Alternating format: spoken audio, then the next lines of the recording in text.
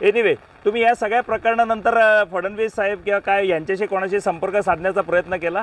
आम्ही फडणवीस साहेबांना भेटायचा खूप प्रयत्न केला. बर, पण कसं आहे पंडित साहेब, फडणवीस साहेबांना भेटायला 15 ते 20 लाख रुपये लागतात. काय हे म्हणताय? त्यांच्या स्थानिक लोकांनी सांगितलं. माझ्याकडे पुरावा नाहीये, त्यामुळे मी तुम्हाला दाखवू शकत नाही. पण असो तरी आम्ही काही NGO मार्फत पोहोचलो. तुम्ही भाजपचेच मतदार आहात. मी भाजपचा लहानपणापासून आपण मित्र आहोत. राष्ट्रीय संघाचं काम केलेलं आहे. प्रथम वर्ष शिक्षित आहे. एका शाखेत मुख्य शिक्षक होतो. एवढं सगळं असून सुद्धा कळलं का? हे भाजपचे मतदार आहेत, संघाशी जोडलेली लोक आहेत. आणि अशा माणसाला पण जर मुख्यमंत्र्यांना भेटण्यासाठी, हिंदू मुख्यमंत्र्याला भेटण्यासाठी जर 15 लाख रुपयाची मागणी केली जात असेल तर लाजिरवाणी गोष्ट आहे.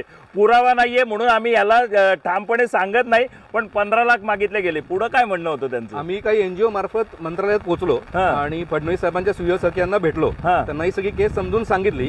तर ते म्हणले की आम्ही साहेबांशी बोललो, पण साहेबांनी सांगितले ते पुण्यात लक्ष घालणार नाहीत. पुणे आता अजितदादांना दिले, ते पालकमंत्री आहेत, तर पुण्यात ते सर्वस्व निर्णय दादा घेणार आहेत. मी मध्ये. अरे वा वा वा वा वा वा वा, किती छान नाही का?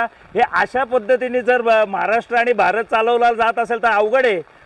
70,000 कोटीचा घोटाळेबाज होता ना फडणवीस साहेब.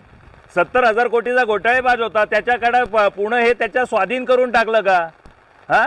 स्पष्टीकरण द्या ना. एक सामान्य नागरिक तुम्हाला भेटायला येतो तर तुम्ही दादांकडे पुणे सोपवलेलं असं म्हणता आणि हात कसे झटकून टाकता?